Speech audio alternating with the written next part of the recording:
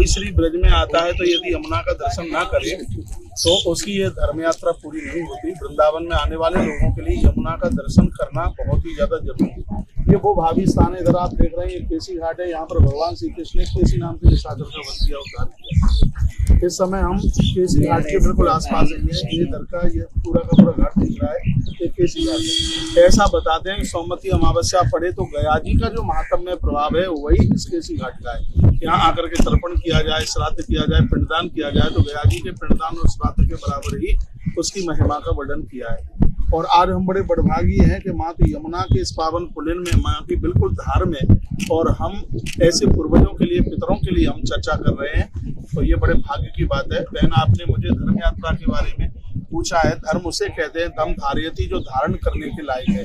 हमारे पूर्वजों ने जो हमें बताया कि हम ये करें और हम ये ना करें, उस बात का निर्णय ले लेना ही वही हमारी जीवन की यात्रा है, जिसको हम धर्म यात्रा के नाम से जानते हैं। और आपका यदि कोई प्रश्न हो तो बताइए। गुरुदेव, लेकिन जो आज के दौर में जो परिवर्तन आ रहा है, लोगों की विचार शैली में जो बदलाव आ रहा है, तो सब चाहेंगे इस पर भी आप कुछ हमें जरूर बताएं। जितने भी वक्ता लोग हैं, कथावाचक लोग हैं, पौराणिक कथाओं को एक विज्ञान के दृष्टिकोण में उसको उतार दें तो युवा बिल्कुल बदल जाएगा। हम लोग भी कथाएं कहते हैं, हम उन्हें बोलते हैं कि बताते हैं, चलो ठीक है प्रहलाद है, तो हम उनको बताएं कि प्रहलाद क्या है।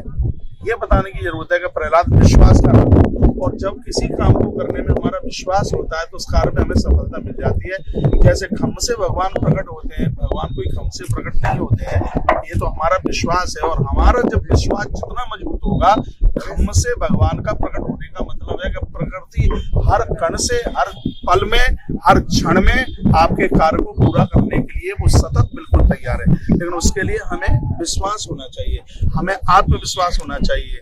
तो ये सब चीजें जब वक्ता लोग बताएंगे तो बिल्कुल इससे युवान के जीवन में बहुत बड़ा परिवर्तन होगा। तो गुरुश्री, वो विश्वास अपने भीतर जागृत कैसे किया जाए, थोड़ा सा ये भी आप हाँ, उसके लिए रात्रि को समय से सोएं, समय से जागें, समय से खाएं, सुंदर से विचारों के साथ भगवान सूर्य को अर्घ दें, माता पिता को क्षण वंदन करें। इन सब चीजों के द्वारा विश्वास प्रकट होता है। देखिए, जो परिवर्तन आ रहा है उस पर भी थोड़ा बताएं। जो व्यक्ति की जो मानसिक शैली में जो बदलाव आया, थोड़ा सा इस पर भी विस्तार। मैंने बहुत बार इसके ऊपर निवेदन किया है कि देखिए, आज बिल्कुल कूड़ा करकट अपने आप को बना दिया है।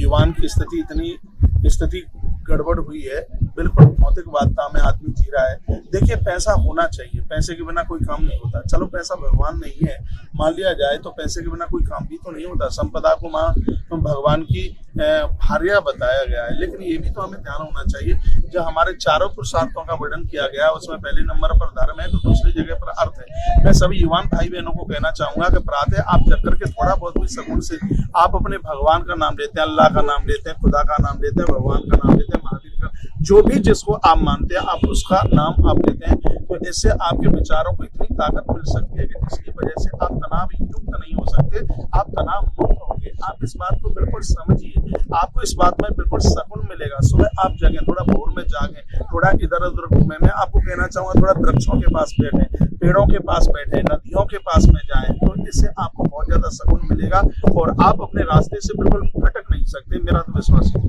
जीवन में परिवर्तन लाने की आवश्यकता है। गुरु जी, अपने भीतर संतत्व कैसे जागृत किया जाए, थोड़ा ये भी बताएं। संतत्व का मतलब है संस्कारों का अंत ना होना। उसको आदमी एक तो ये सोचे कि मैं कौन हूँ, कहाँ से आया हूँ और मुझे क्या करना है। कभी कभी ऐसा होता है कि व्यक्ति निर्णय नहीं ले पाता है कि मुझे क्या करना है, और वो भटक जाता है। जिस समय अपने वो लक्ष्य से जब भटकेगा तो उसके जीवन की यात्रा ही बिल्कुल अधूरी रह जाएगी। तो जहाँ आपने मुझे संतत्व की बात कही है, हम ऐसा कुछ करेंगे जिससे हमारे संस्कारों का अंत ना हो, हमारी श्रद्धा का अंत ना हो, हमारी साधना का अंत ना हो। संतत्व कहते हैं जिसकी सरलता का अंत ना हो।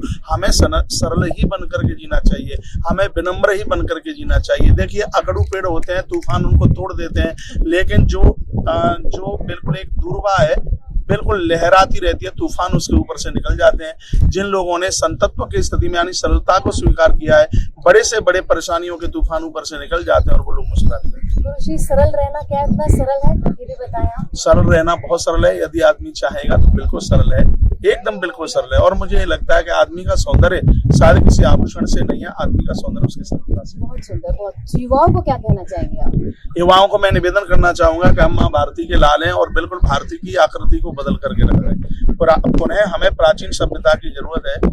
प्राचीन जो ऋषियों ने जो हमें बताई हैं बातें, कुछ स्वामी विवेकानंद जी महाराज जी को पढ़े, पूज्य स्वामी और भी ऐसे बहुत संत हैं, महापुरुष हैं, बाबा तुलसी को पढ़िए, मीरा को पढ़िए, उनके सुंदर से पदों को पढ़िए। और सीधी सी बात है कि हम देश के एक ऐसे नागरिक बने जिससे देश को किसी भी प्रकार का घाटा ना हो। ये कोई बात है, पढ़े लिखे लोग ट्रेन में सफर करते हैं, उसकी चद्दर ही मरोड़ करके लेकर के आ जाते हैं, शीशा तोड़ देते हैं, इतना नुकसान करते हैं, बिना टिकट के चलते हैं। ये बिल्कुल ठीक नहीं है। और मैं निवेदन करना चाहूंगा, ये गरीबी कुछ भी नहीं होती है। जो पुरुषार्थी व्यक्ति है, पुरुषार्थ की तलवार के द्वारा वो गरीबी के पेड़ को छांट करके खत्म करके अलग रख देता है। मैं युवान बहन भाई को निवेदन करना चाहूंगा, आप जहां भी कोई काम कर रहे हैं, चाहे प्राइवेट सेक्टर में हो, चाहे आप सरकारी सेक्टर में हो, अपनी कंपनी का आप उत्थान कीजिए। और मैं नहीं मानता कि सिर्फ माला लेकर के घुमाना वही एक भजन है। आप जहां भी रहते हैं, 1 रुपया लेकर के और उसको 3 रुपए का काम करके देते हो, तो कर्म ही मेरी पूजा है। मुझे लगता है वह भी भगवान शंकर का बहुत बड़ा रुद्राक्ष है। बहुत सुंदर। आपने कहा कि कर्म प्रधान है, कर्म। लेकिन आज के दौर की यदि हम कुछ लोगों की बात करें तो वो कहते हैं भाग्य भी कुछ मायने रखता है। नहीं, कर्म के द्वारा भाग्य को बनाया जाता है। कर्म के द्वारा भाग्य, जिसका कर्म ही ठीक नहीं होगा तो उसका भाग्य बनेगा ही कहाँ से? बीज ही नहीं होगा तो पेड़ पनपेगा कहाँ से? माता पिता ही नहीं होंगे तो संतान चल करके आएगी कहाँ से? भाग्य के निर्माण के लिए ही कर्म की जरूरत है। कर्मणा जायते जंतु कर्मणि में लिए थे, श्रीमद् भगवद गीता कहती है, भागवत जी कहते हैं, कर्म के द्वारा ही हम सुख दुख का अनुभव करते हैं। तो कर्म आप बिल्कुल एकदम भाग्य के ऊपर एकदम डिपेंड रह जाएं तो मुझे ये लगेगा कि ये जीवन की सबसे बड़ी मूर्खता होगी। मूर्ख वो है नहीं है जो कपड़े फाड़ता है, सबसे बड़ा मूर्ख तो वो है कि मानव का शरीर लेने के बाद कुछ करता धरता नहीं है। व्यक्ति को कुछ करके ही कुछ पाने की कोशिश करनी चाहिए। लेकिन गुरुजी, काफी सारे लोग हमने ऐसे भी देखे हैं जो ताउम्र लगे रहते हैं, कर्म करते रहते हैं, लेकिन फिर भी उनको फल नहीं मिलता। मुझे ऐसा लगता है कि मान लिया जाए इस नाव में हम बैठे हैं, इस नाव को यदि उस घाट पर से हम आगे चले, तो मैं देख रहा था कि इस व्यक्ति ने नाव की रस्सी को वहां से खोला था। कभी कभी ऐसा होता है कि नाव तो चलती है लेकिन उसकी रस्सी नहीं वहां से छूटती है। कभी कभी हम अपने जीवन का रास्ता उस ढंग से नहीं उसको कर पाते जो होना चाहिए। और मुझे ऐसा लगता है कि बल्ब भी लगाए, लाइट भी आ रही है, तो इसका मतलब है कि स्विच ठीक से ऑन नहीं हुआ। बहुत सुंदर। रास्ता चुना कैसे जाए ये भी बताया। रास्ता देखिए, इसके ही लिए तो हमें अपने से अग्रजों की आवश्यकता है। जिन लोगों का अनुभव है, 50 साल का अनुभव है, उनका 40 साल का उनका अनुभव है, ऐसे लोगों के पास में हमें बैठना चाहिए। उनसे बहुत बड़ा अनुभव मिलता है। संसार एक विश्वविद्यालय, व्यक्ति अंतिम श्वास तक यहाँ सीखने की कोशिश करे। आप बहुत अच्छे एंकर हैं, आप बहुत अच्छे वीडियोग्राफर हैं, फोटोग्राफर हैं, लेकिन फिर भी व्यक्ति को अंतिम श्वास तक उसको जजून होना चाहिए सीखने का। और जिसको सीखने की स्थिति है वो अपना रास्ता नहीं भटक सकता। निश्चित रूप से वह अपनी ऊंचाइयों को प्राप्त करता है। उसके अंदर एक सीखने की भावना होनी चाहिए। गुरुजी, चलते चलते संदेश स्वरूप क्या कुछ विशेष बताएंगे आप? मैं सभी देशवासियों को यह कहना चाहूंगा, यह बोलना चाहूंगा कि हम ऐसा जीवन जिएं कि हम भले ही न रहें लेकिन आने वाला समय हमें याद करता रहे। सितारा टूट जाने पर भी आकाश बाकी है, भले ही मुरझा गया है फूल लेकिन सुवास बाकी है। नहीं है व्यक्त पर उसका अमर इतिहास बाकी है, नहीं है व्यक्त पर उसका अमर इतिहास बाकी है।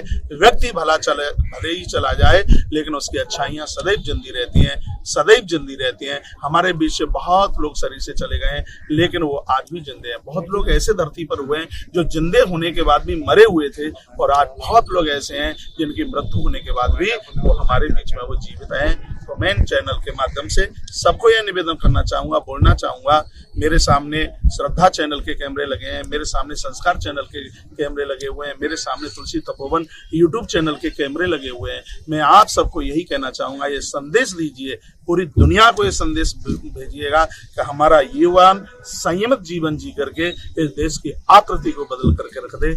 मैं भी अभी युवा नहीं हूँ, मैं अभी बूढ़ा नहीं हूँ, मैं युवाओं से बहुत स्नेह करता हूँ, बहुत प्रेम करता हूँ। यह देश एक बार तुम्हारी मेहनत के द्वारा बिल्कुल बदल जाएगा। गुरुजी, आपसे बात करना ही हमारा सौभाग्य है। आज की तमाम जानकारी के लिए बहुत बहुत शुक्रिया, धन्यवाद। बहुत बहुत धन्यवाद।